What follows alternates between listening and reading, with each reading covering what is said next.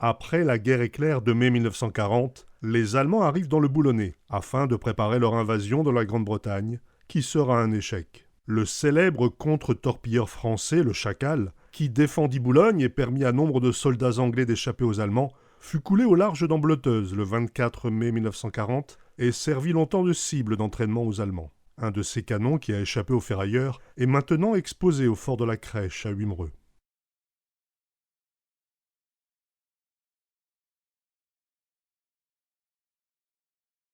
Au début de la guerre, il fut décidé d'établir dans le port de Boulogne une base de la Kriegsmarine pour vedette d'attaque rapide des torpilleurs Schnellboot.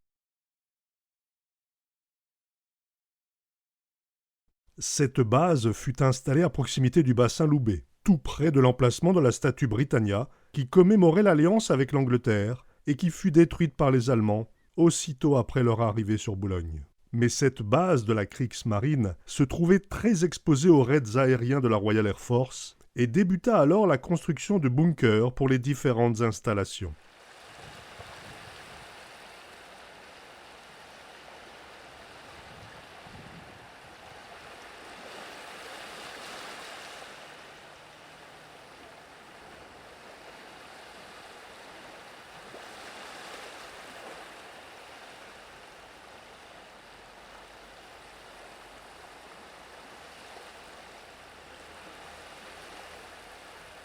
À l'été 1941, les deux bunkers abritant les navires et le torpédo-bunker pour la préparation et le stockage des différentes torpilles et mines étaient opérationnels.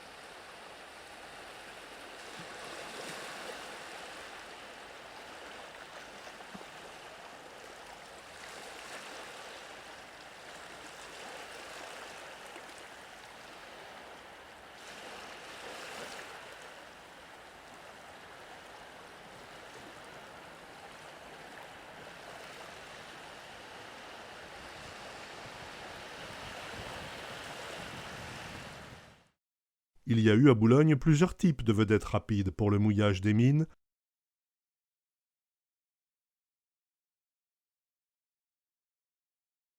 le largage de grenades sous-marines et bien sûr des Schnellboot lance-torpilles. Il existe de nombreux modèles de vedettes rapides construites à partir des années 30, puis surtout à partir de 1935, lorsque la Reichsmarine, la marine d'Empire, est devenue la Kriegsmarine, la marine de guerre allemande.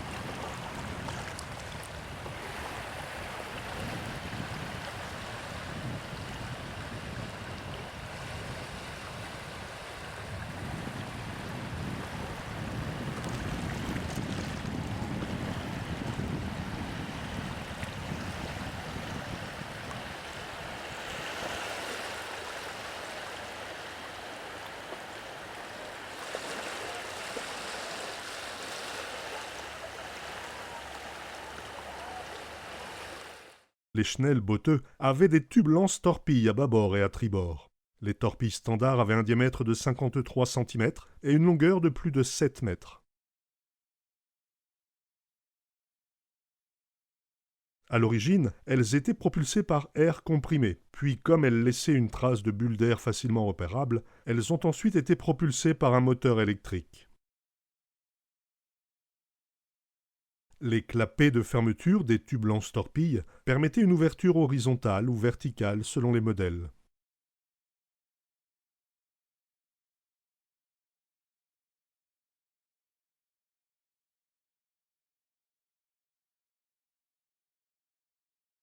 La base marine de Boulogne fut conçue avec un espace pour recevoir 12 Schnellboot, 2 par alvéole.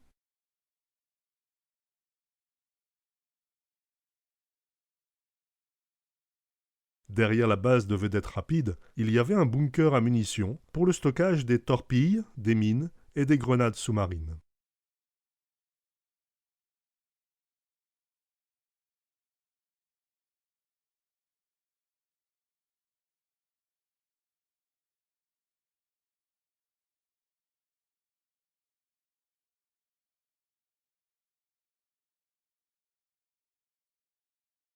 Ce bunker avait des rampes d'accès à la voie ferrée par les deux côtés et une petite piste le reliait au bunker principal. Les toitures avaient une épaisseur de 2 mètres, ce qui, au début de la guerre, était suffisant pour protéger les bateaux contre la plupart des bombes britanniques. Cependant, à mesure de l'avancée de la guerre, les bombes devinrent plus grosses et plus destructrices. Le 8 juin 1944, la Royal Air Force largua pour la première fois une bombe Tallboy de plus de 5 tonnes, et une semaine plus tard, le 15 juin 1944, ce fut au tour du port de Boulogne de recevoir ce type de bombe.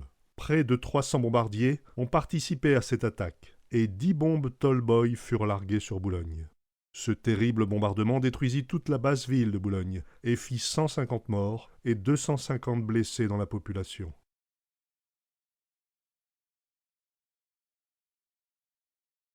Cette attaque détruisit une grande partie de la base de Schnellboot et rendit le port de Boulogne inutilisable. Les ports qui s'ouvraient hier vers le large ressemblent aujourd'hui à de gigantesques navires échoués sur les côtes. Ici, c'est Boulogne, 400 fois bombardée, hangars démolis,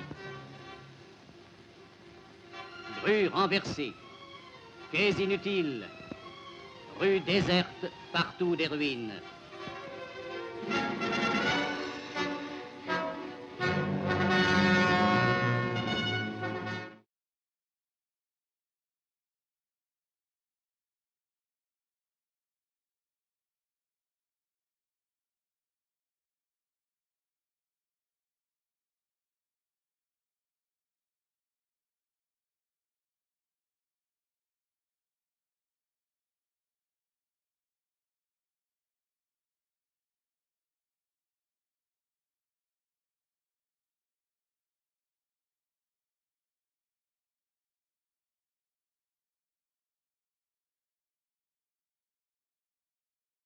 En septembre 1944, c'est la libération de Boulogne par les Canadiens.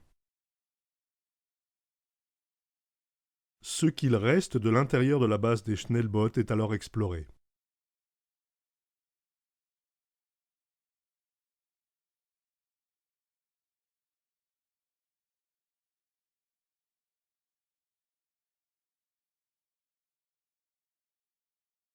Le 22 septembre 1944, les Royal Engineers dynamitèrent le reste de la base de Schnellboot afin qu'elle ne soit pas utilisée par l'ennemi en cas de retournement de situation.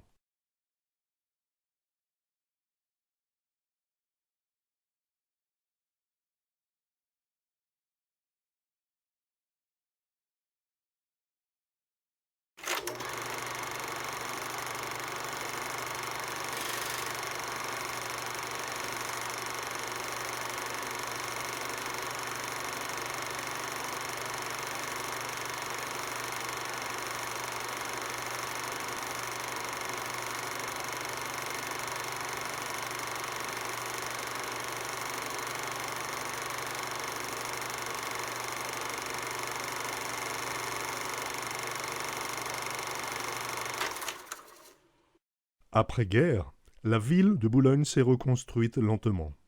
À Boulogne de nos jours, seul subsiste le torpédo-bunker.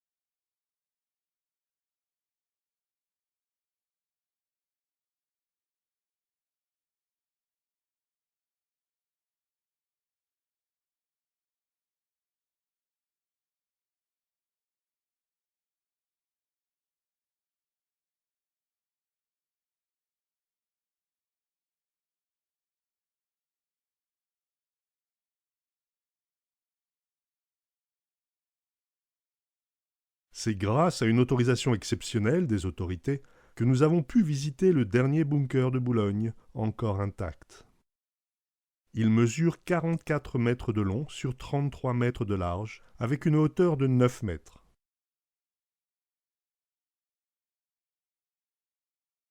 Le torpédo-bunker est actuellement séparé en deux parties distinctes.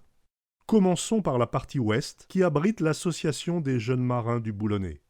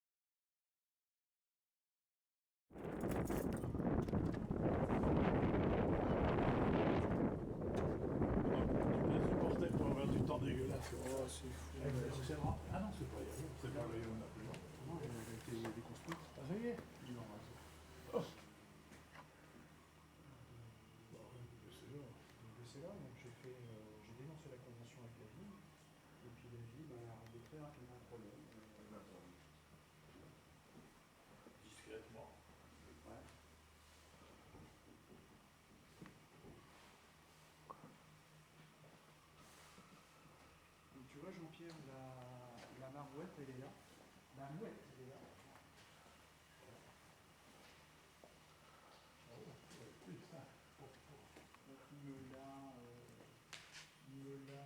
le tableau arrière, il a complètement pété. La quille, est là, elle est complètement fluide.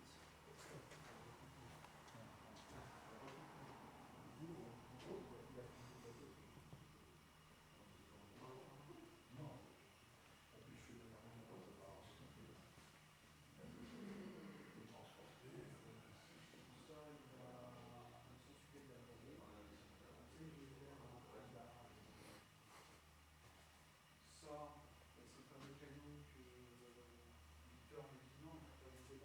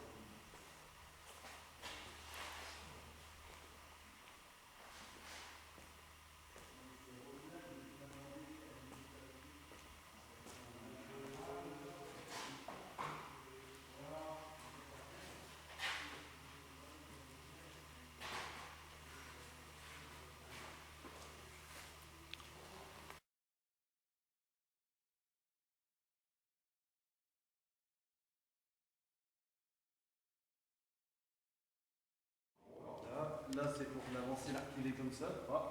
Et lui, c'est pour monter et descendre celui-là. Ça, c'est une bonne idée. Pour les gens, il faut que ça vaille.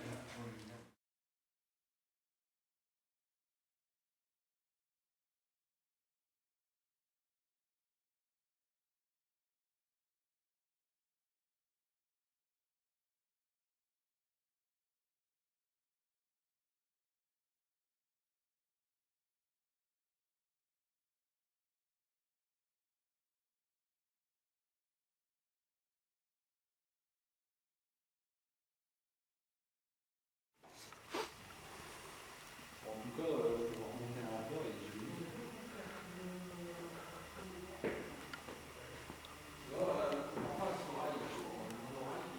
Oui, voilà. Ouais, et puis le système de pluie, etc., il est juste ici avec les chaînes. Il est accroché.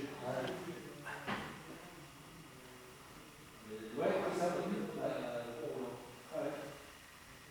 On dirait qu'il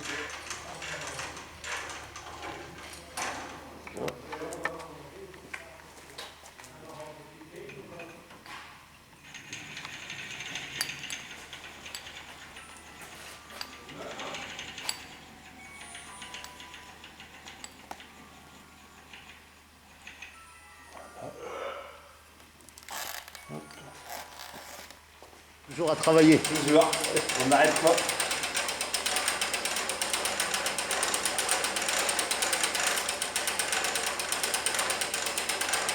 C'est ça quoi.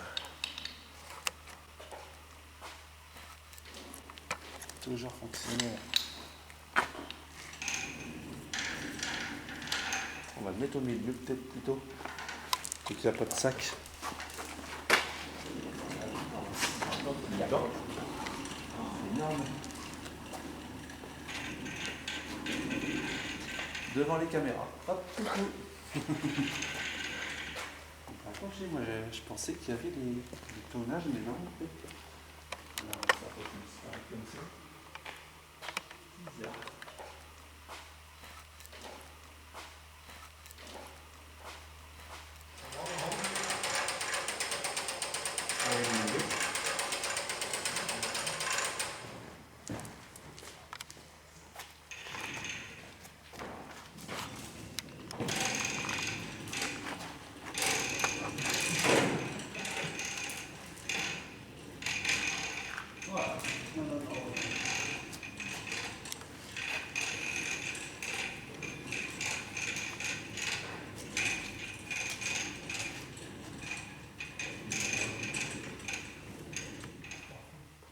On va la pousser dans le fond.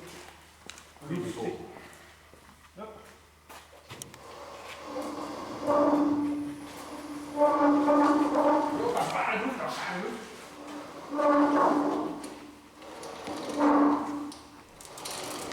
y a plusieurs de ce côté-là.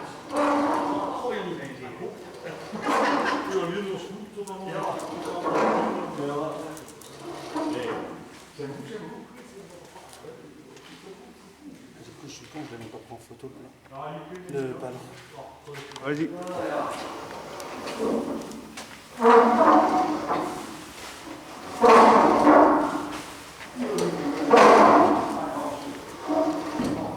Et voilà, il est rangé.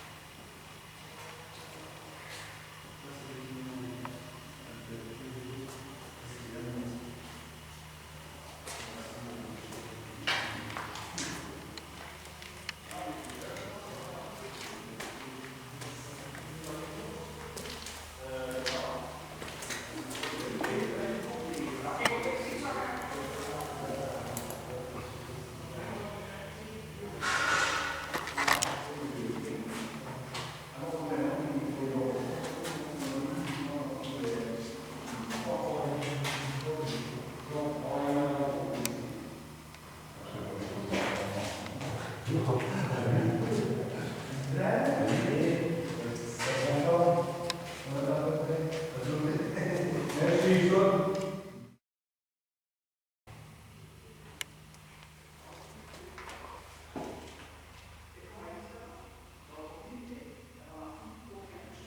manque la porte coulissante. Là-haut, il y a encore un truc.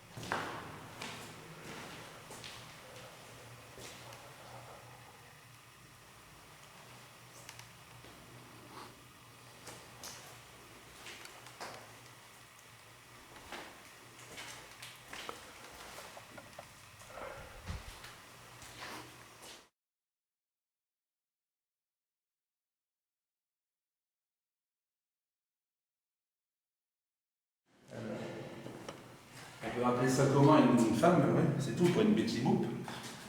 Alors là, voilà l'une des premières petites fresques, on va dire. Si tu enlèves celui-là, bien pour voir. Non, ça les voit moins, ouais. On les voit pas. Non. Un petit Ah peu. si, voilà. Voilà, l'une des premières dames. Une jolie femme qui est en train de remettre son bas. Les petites inscriptions dans calcul. Et là, la même dame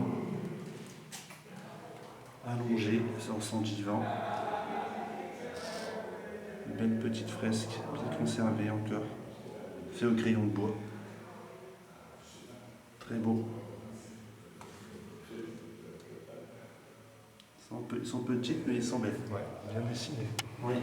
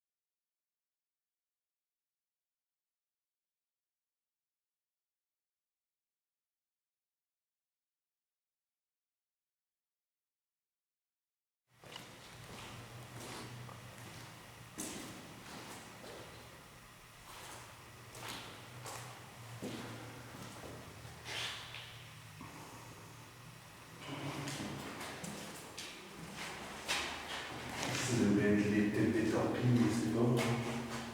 Si c'est le cas, je suis sûr. Il y avait à l'intérieur, tu vois. Là, c'est avant.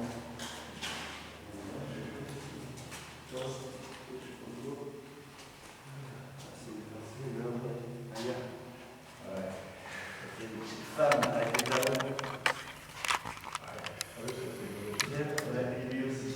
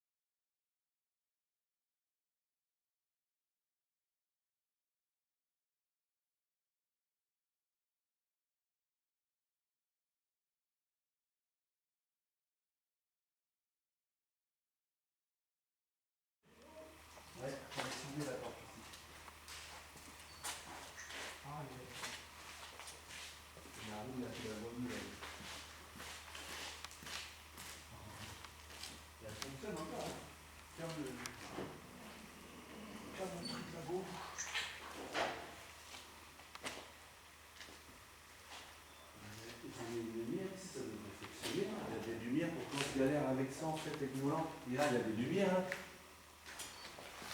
Il est où l'interrupteur? Ça serait mieux, ils ont mis 3 lampes. Et un LED en plus. Ça va bien éclairer.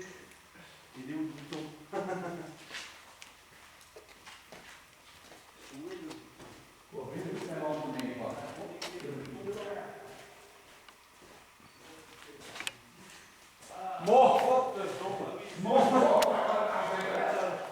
Ok, vous mettez l'interrupteur.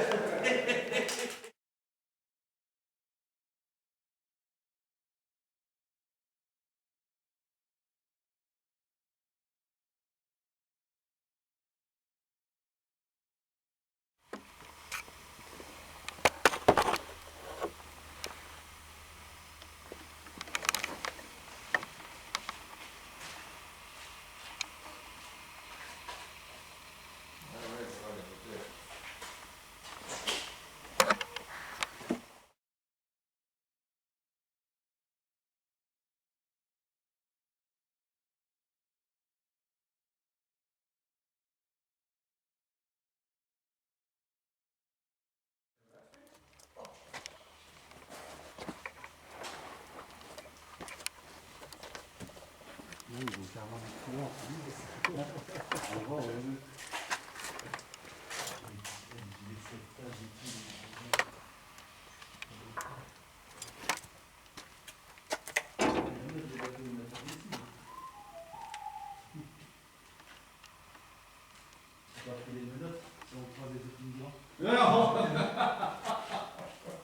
tu les arrêtes. Mais non.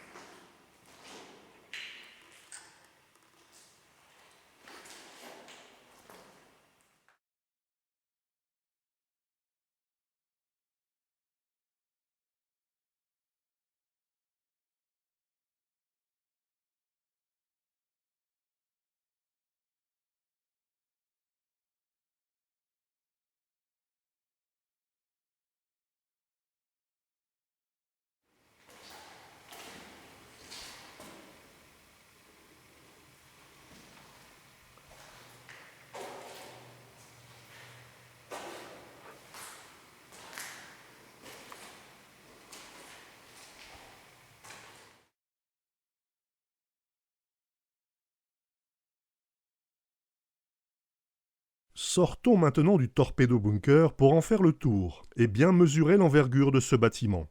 Jusqu'aux années 90, il y avait encore la structure de la porte blindée originelle à droite. Elle a depuis été ferraillée.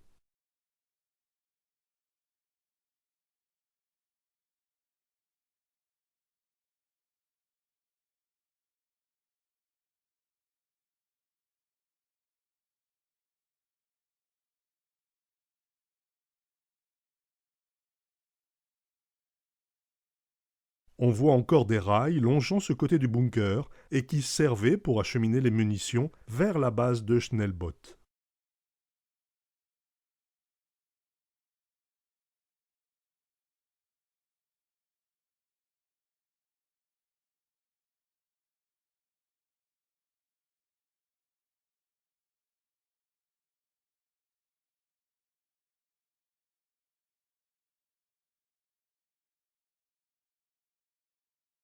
Le côté nord-est est recouvert d'une structure métallique, réalisée dans les années 90 afin de masquer le bunker pour les touristes découvrant le centre de la mer Nausicaa, juste en face.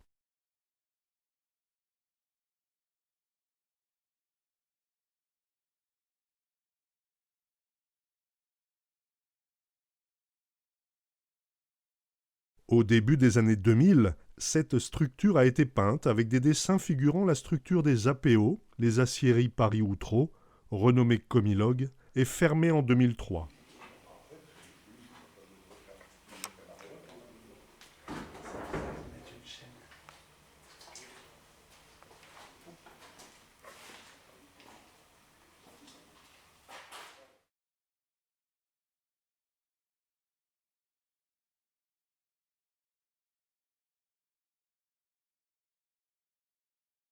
Sur le côté sud-est, on peut voir le quai de chargement et les reliques des structures des portes blindées originelles.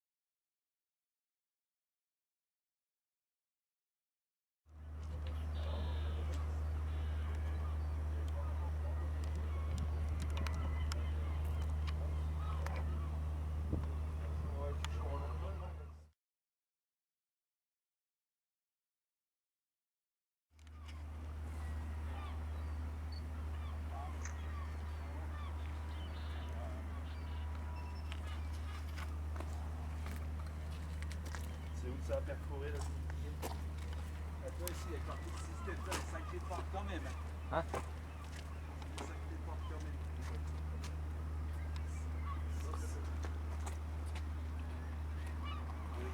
Et on a un renvoi d'angle. On peut la commander de dedans ou du bout. Et après derrière il y a un habillage. Il y a un habillage en bois pour l'été. C'est le bois qui fait le contact. Oui, alors l'impact il est. Ouais, je sais pas ce qu'ils ont bidouillé là. Ah, c'est clair.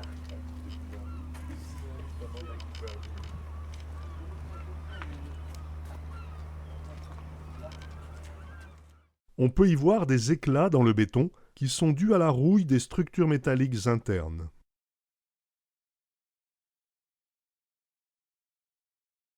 On voit sur la porte de gauche un impact d'obus qui a transpercé la poutrelle métallique et qui a pénétré dans le béton.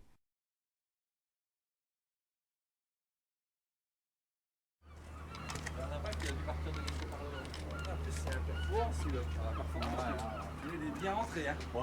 J'avais jamais fait attention, tu vois, je suis passé plusieurs fois là, mais. Peut-être un 20 mm. Oh, on le voit bien. Ouais. Vous avez presque un impact de pack, un anti-char. Parce qu'il il a percé le rail d'abord, 2 fois. Hein. Le rail 2 fois plus le mur assez le mur profond. derrière. Ouais, hein. Puis il y a un gros morceau de béton qui est tombé quand même. Ouais, il a fait éclater le béton. Ouais, j'avais jamais fait attention à ce détail là. Door de rail en heel beton. Ah ouais. Klaar. Ce matin, Ah, j'avais fait gaffe. Là, des fois, les petits détails en revenant plusieurs fois avec plusieurs personnes, bah, c'est là qu'on voit. premier jeu. Allez voir si il est là.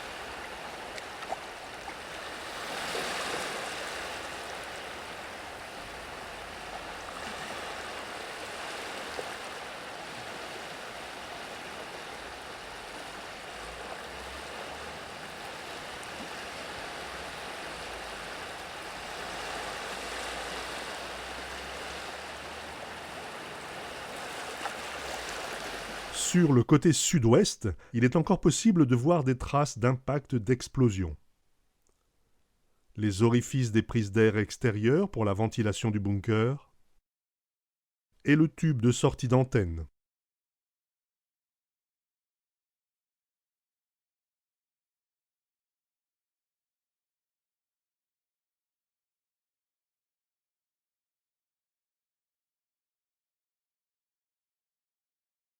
Entre 1930 et 1945, un total de 272 Schnellboot a été mis en construction. 236 vedettes rapides, numérotées S1 à S709, sont effectivement sorties des chantiers navals allemands. Avant la guerre, 33 S-bots avaient été construits. En 1939, 8 ont été construits.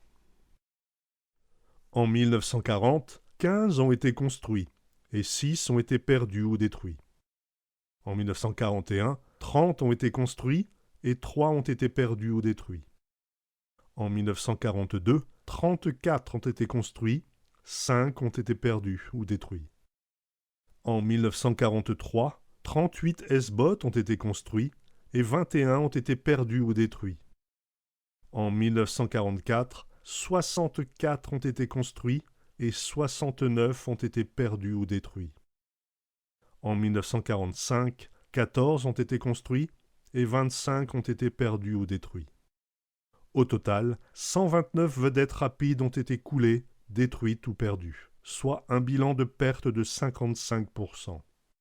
107 échappèrent donc à la destruction et ont été répartis au sein des Alliés après la libération.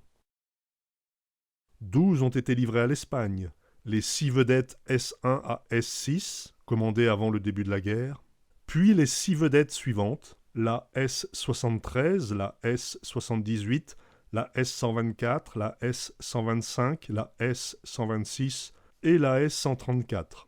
Ces vedettes rapides ont été dénommées LT21 à LT26.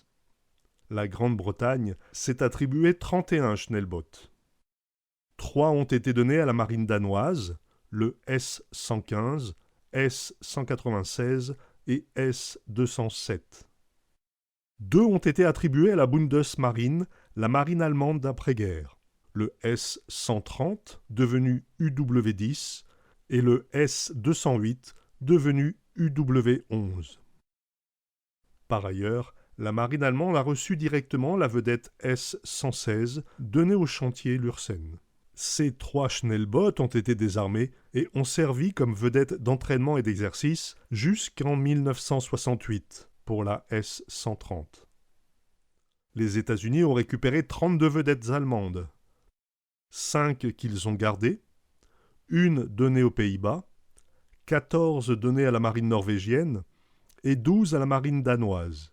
Parmi celles-ci, le S-107, qui avait secouru au large des côtes boulonnaises les survivants des naufrages le 13 mai 1942, des torpilleurs Iltis et Sea Adler, qui ont fait 118 morts. Donné par les USA en 1947, le S-107 est devenu la vedette Griben, active jusqu'en 1960. La marine danoise a ainsi récupéré 15 vedettes.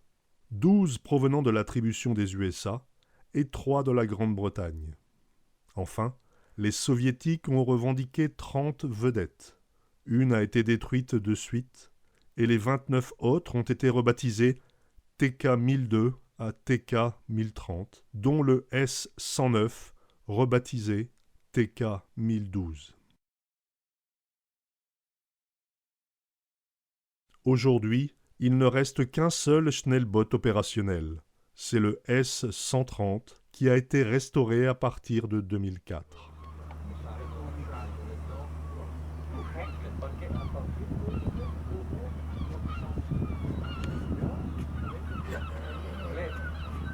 Ici, faire une usine avec un partenariat, il y a eu beaucoup de place pour...